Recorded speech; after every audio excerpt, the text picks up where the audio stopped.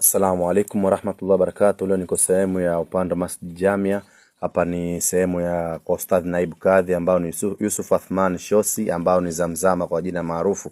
Alhamdulillah, leo kumejaa, ni siku ya Ijumaa. Leo kama yale mambo yetu anayofanya Ustadh Yusuf, mambo yake mazuri, lazima sisi tuwaoneshe watu kwamba watu wanakuja waona hii ni ofisi yake, hii ni ofisi yake, mambo yake, ukitaka kuoa, ukitaka kila kitu. Yani hapa kuna kila kitu.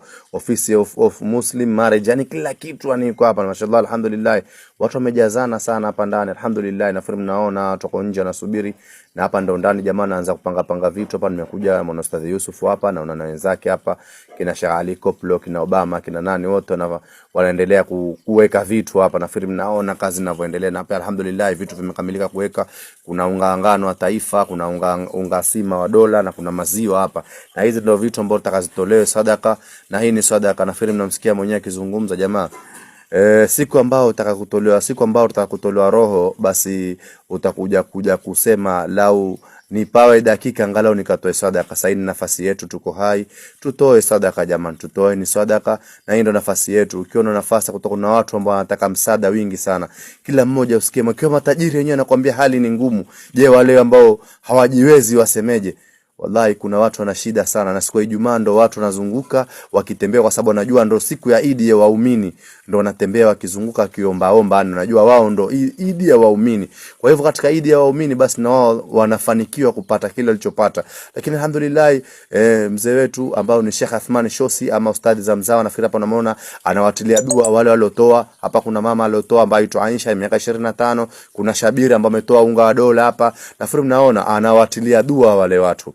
Hasa kuatilia dua wale watu, na mwenyewe atakuja hapa ninavyosema, atakuja kugawanya akitoa kwa mkono yeye mwenyewe aje ajisikie raha. Kwa hivyo unaweza kutoa sadaka, ukaleta vitu, ukaja ukatumia hiyo ofisi ya ustadhi, ukaja ukatoa mwenyewe. Ustadhi ana ruhusa hiyo.